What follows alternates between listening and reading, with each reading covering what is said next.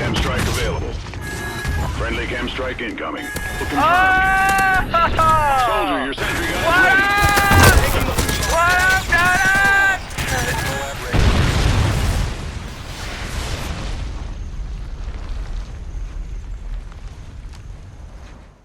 Good morning, you beautiful people. I hope you guys are having a wonderful day today. Welcome back to another episode of my Call of Duty Ghost Gold Gun Guide.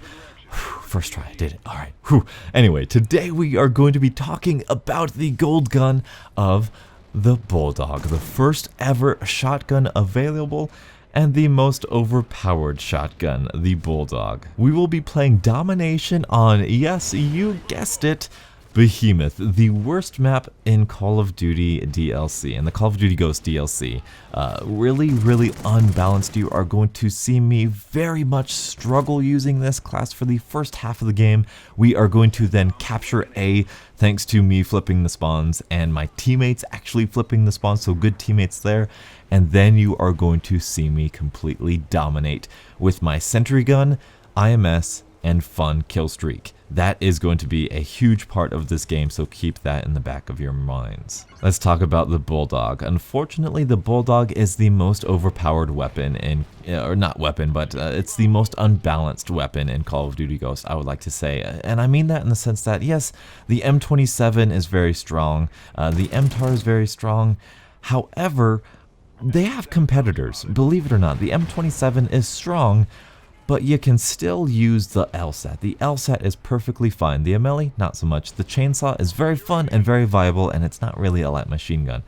The MTAR, very strong, but the Vector, also, very strong. The Vepr itself, so great for close quarter combat situations. The CBJ, unstoppable in those shotgun distances, I want to say. It's the best close range SMG.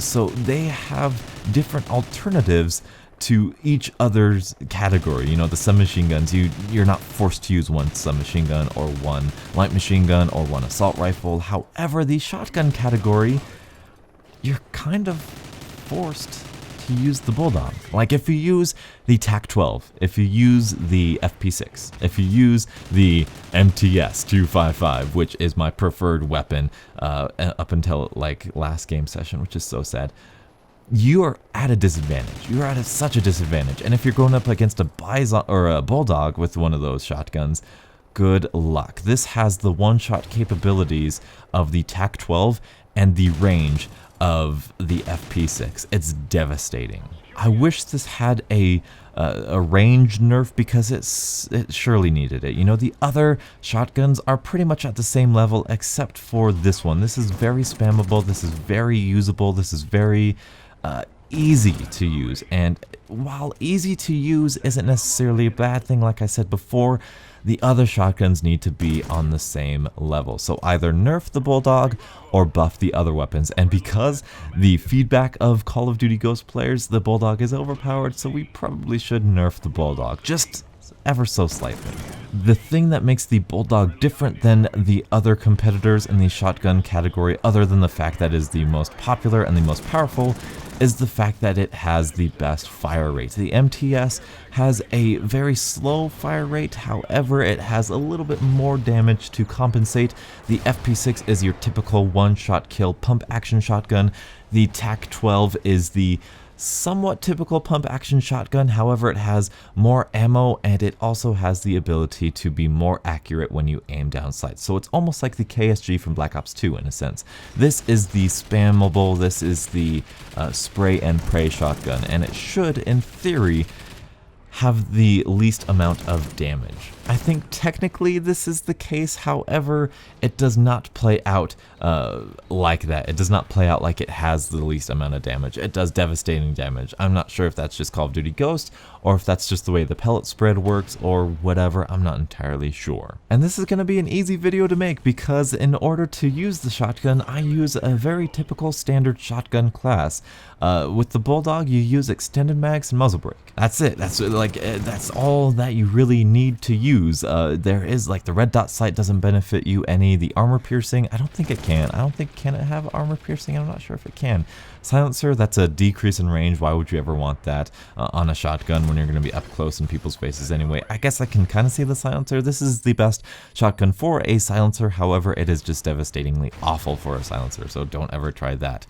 You can for fun, but really it's not going to benefit you as much as a loud class. And because of the fact that you are going loud, you're going to want to be mobile. And so when it comes to perks, that's really when you're going to get your variation. You know, what perks are you going to want to use? For me, steady aim, it's a must. Focus, you don't need it. That's something that is so fantastic about shotguns. You don't need focus. You don't need to have focus on. You can use steady aim. Again, that's kind of a necessary perk instead of focus, but yeah, it benefits you anyway. And it's an interesting topic, that steady aim. Should it be on shotgun? Should it not be? I don't know. That's a different topic for a different day, though. I like using ready up because, again, shotgun, you're hip firing all the time. You want to be ready all the time. So a perk like Gung Ho, you would think would make a lot of sense, but ready up is the closest thing we have in Call of Duty Ghost to Gung Ho, so there's that. I like using sleight of hand because I like being ready at all times, especially with my shotgun class. What else? I will sometimes use agility or marathon. I like to switch in between the two. I prefer agility because of the fact that I'm not using a silencer, so that means that I'm going to have to maneuver the map in such a way that I am unpredictable. When I shoot my weapon, I am predictable, I am spottable, I am being able to be seen on the minimap. Therefore, if I can move fast, then I can get out of that position and then return back to being unpredictable, if that makes sense. What I mean is, sure, you see my red dot on the minimap, but if I have agility and I run fast and I run away from that place, then it doesn't matter that you saw me on the minimap. I am far away from that spot right now. I know some people prefer Marathon for a similar reason. However, Marathon really gets me in the mode to just sprint. To sprint, and that is not necessarily a good thing. In fact, I think it's a bad thing to constantly sprint all the time in Call of Duty. Is the #1 way to get you killed. And as soon as the Call of Duty community realizes that, that means Call of Duty is going to change.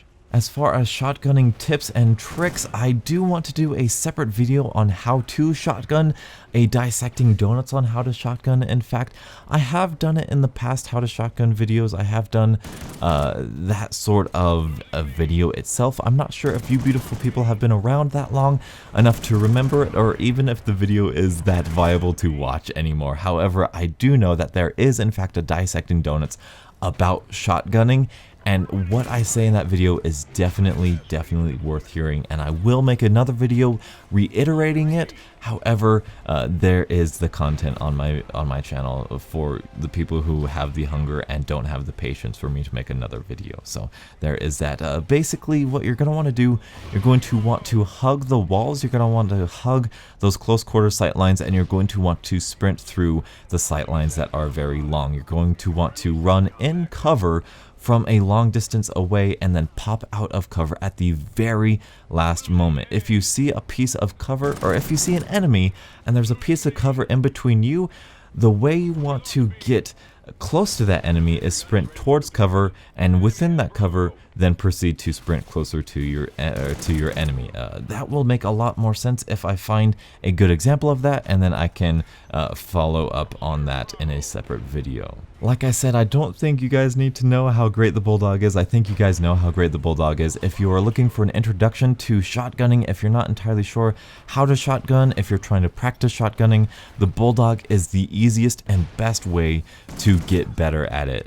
It is when you use the Bulldog, you don't need to focus on using your weapon effectively like you do the MTS or the TAC-12 or even the FP6 for that matter. And so hopefully you guys have enjoyed. Hopefully I ran out of gameplay. If not, I will again play it through to you towards the end, but maybe not. I will see in editing if that is the case or not. So thank you guys so much for watching. I've been loving Call of Duty Ghosts lately. It's fantastic. I'm loving it on the Xbox One, getting into all these DLC maps.